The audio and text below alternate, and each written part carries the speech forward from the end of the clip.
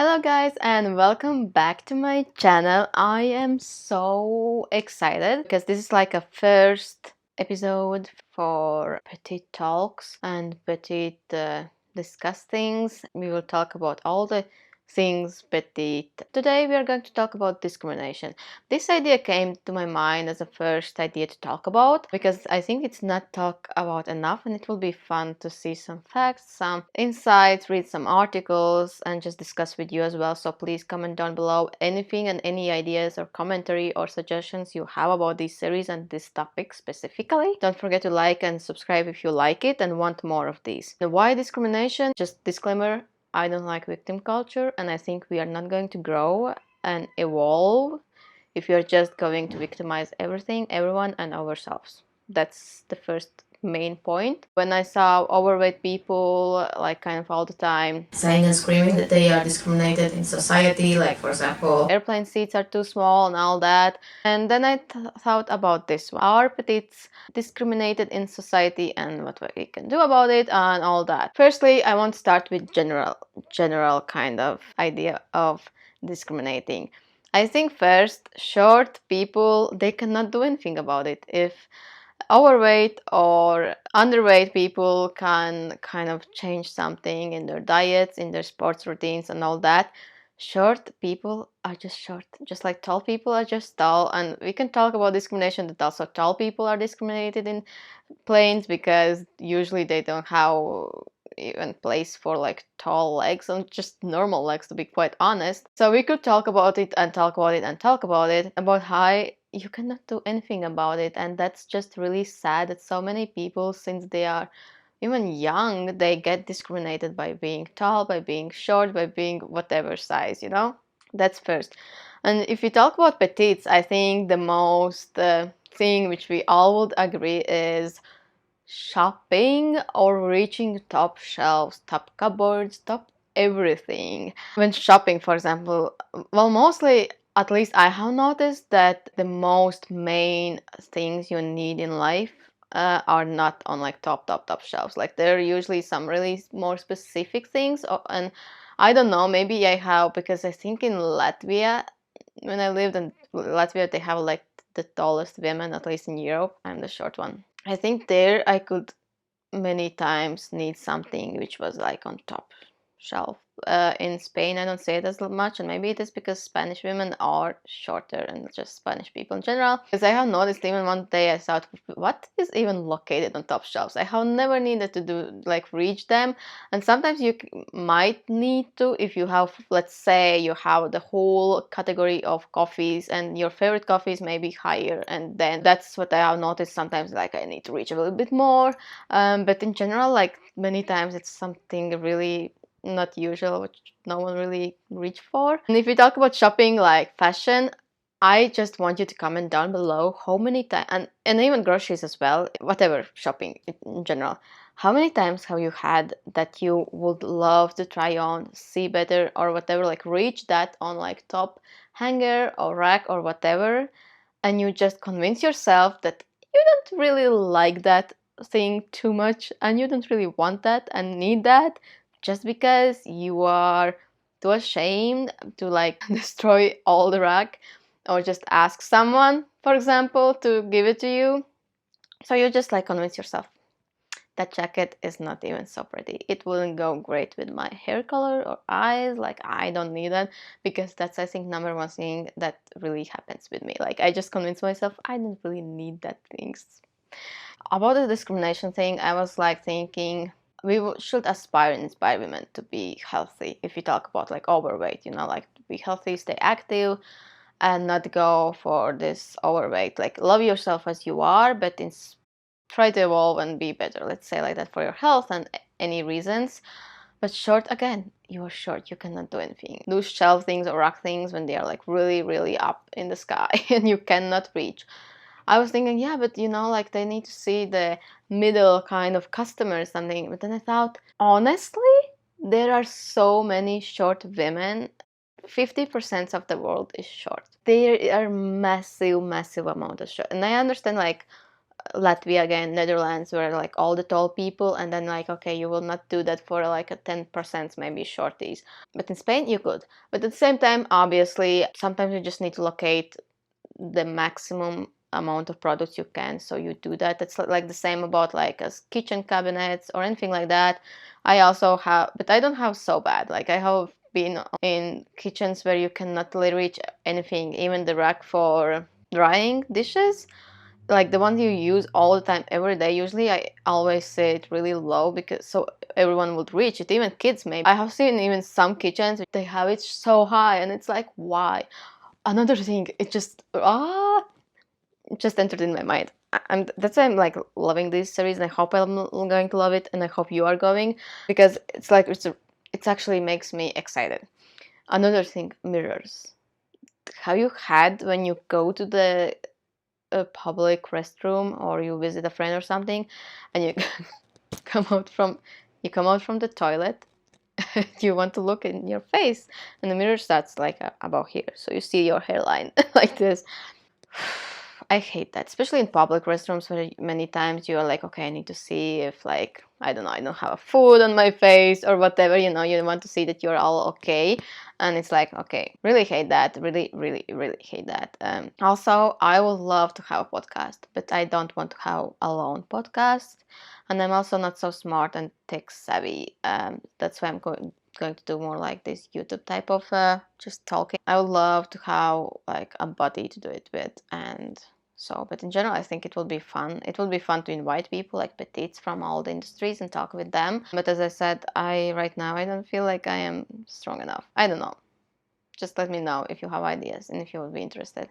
Then I thought I will just Google short women discrimination, and to be honest, there are a lot, and there's also about men, like a lot, like men discrimination. To be honest, short men are really discriminated a lot, and maybe even more, because it's like all about being manly, all about that. There's even, I live in Spain, and there's even some about Spain's top court orders and of high discrimination against female, which is this year, by the way. And then there was this interesting article where one woman shared her professional kind of experience of her being short and how she felt during like interviews and job like kind of environment. And I thought it's interesting, and I actually want to read it to you. I will start. I will try to be really fast.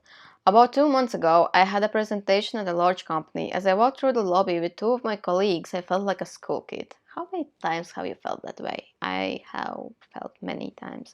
I was in a pair of black cotton trousers and a black and white patterned blouse. My look was semi-professional, which was appropriate for the presentation. But there was something about myself that seemed off, and it was my height. I quickly became intimidated by the thought of facing a room full of people in business suits, not because I was nervous about the presentation, but because I felt like I wouldn't be taken seriously. I felt like I wasn't on par with the other professional looking people because I'm short. I know my height defines the way people see me, especially in a professional environment. Lately I have been observing people in different workplaces, and I have noticed that if you look like an adult and if you're wearing professional clothes, you fit in. But that doesn't seem to be the case for me. Many people have told me that I don't look like a 25-year-old, and I'm 31, and in Latvia, especially in Spain, no. In Latvia, it's crazy. Like, I really felt bad about my looks because I was 20, I think 7 or 8, and I could not buy alcohol without them asking for my ID. In Spain, it doesn't happen. And although I wish to yell back at them, this is what 25 looks like for me. Some part of me feels that maybe their opinion about my height actually do me a favor. It gives me an insight into how people really see my body, and thus how people really see me when they look at me. People often tell me that the dating market is going to be difficult for me because men don't see me as a woman but as a child. Let me know if you want to talk about this topic more with you about dating and stuff. And then it starts with the how men think. For instance, if you Google short women, you will find articles about how short women struggle with finding the right size clothes and whether men prefer tall or short women. Nobody talks about the power struggles faced by short women. And it kind of is true. And I'm like a fashion blogger, as you may know, and obviously therefore I like share style ideas and tips and where to shop for fashion for petites and short women. It's like my go-to and my excitement and what I love and my passion. I think for women it is more about dating fashion, not like talking about a professional environment, but it actually does happen. Obviously there's things you cannot prove. Like, how can you prove that you they didn't take you seriously, they didn't hire you because you were short? But we just see that and we notice that, and that's like sometimes when women notice between men that they are not maybe taken seriously or they don't really listen to them. I don't why I would try to talk like in a good and positive manner, explain myself good, but why I sometimes don't like this radical feminism or something, because it's all about anger. It's all about anger. It's all about screaming but we all know how when you scream at someone and just yell at them or generalize everyone, like race or gender or whatever, how it just blocks you out and how no one's going to listen to you. And that's what I hate about it. And instead I want to have conversations. I want to talk with people. I would love women to talk with men talk with women about their struggles, about what they think about, and for some men as well, if they don't listen to a woman sometimes, maybe during conversations, or sometimes they don't do it on a purpose, they don't think like, oh, she's dumb or stupid. I think it's just the society that has put also into them this idea maybe that women are not, like, I don't know, just talk nonsense or just talk a lot and just don't listen to them, and they're just emotional something, and they don't just really talk logically and nothing like interesting or whatever, you know. It's not like purposely, most people at least not purposely try to belittle you because of your height, because of your weight, because of you, because you are a woman or anything like that. So I think we just need to get this courage just to speak and speak more, especially in this age and time, and it's like not allowed to have an opinion and speak about what you think. We need to have an opinion, and we need to openly talk about. If on Instagram you follow me, you know that I'm really open many times about feminist topics and political and so on, and many times I try to not post it because I just don't grow for like 2 years at least, or 3 years, just because of that. Usually there's always something, some topic or something where I need to tell my opinion or share it because it's so important. Then I see people who love it. Then I receive messages from people who are like, thank you for talking about this, because I'm not brave enough, because either like many times people have like their small businesses or anything, and they're like, I'm just afraid it. I want to be like neutral. I don't want to talk about it, but thank you. And I agree. And that's amazing that you talk about it. And this like really inspires me.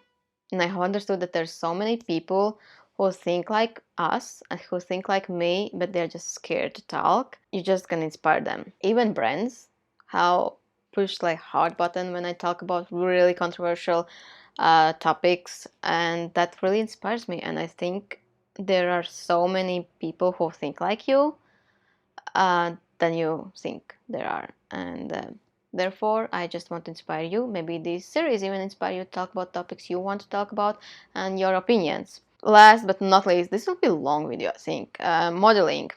Not going to get into details, but you can follow my blog. All the links down below. Follow my blog. You will get Petite magazine in your inbox for free. There will be brands, links, coupons, so many interesting details, and there will be exclusive interview with a petite model, Brittany Witz, I think her name. If I'm pronouncing it wrong, I'm so sorry, but she has like a petite model community. She's a petite model herself, and petite model community on Instagram, which is called Why Not Petites, and she is amazing. She shares many tips. She shares companies and agencies that hire petite women, and she talks about discrimination in model industry. Usually you can get really easily be like a model as a petite model in commercials or like fitness industry, but to be like actually how you call it, like this fashion model, I think a runway model, it's really difficult, but it gets better. Therefore, Petite magazine, and you will get interview with her, and you can follow her on Instagram as well. That's it for this video. I'm really excited. I don't know how it turned out. I hope it's interesting. I hope you love it. I just want to do something different that I haven't seen on YouTube for Petites, and if you like it, please comment down below, hit a like, give me suggestions, give me ideas, give me even, I don't know, people names you want me to maybe interview, talk with, your experience as petites. Share this with your petite friends, with your short women, with your, I don't know, whatever. I'm just so excited. I'm so happy you have, if you are watching this until now, until this moment, then thank you. You're the best. Literally the best. Yes, share what we should talk about next, and we could even do live. Like if I get community, like actual petite community growing, which are interested in these topics, which want to discuss with me some things and whatever, and it could be also entertaining, not this serious. I don't want to even go serious, otherwise I would have like political commenting channel, but I don't want that. Therefore we can go even about fashion, we can discuss, talk about, just snark on some, I don't know, looks or whatever, just have fun. And see you guys next time. Bye.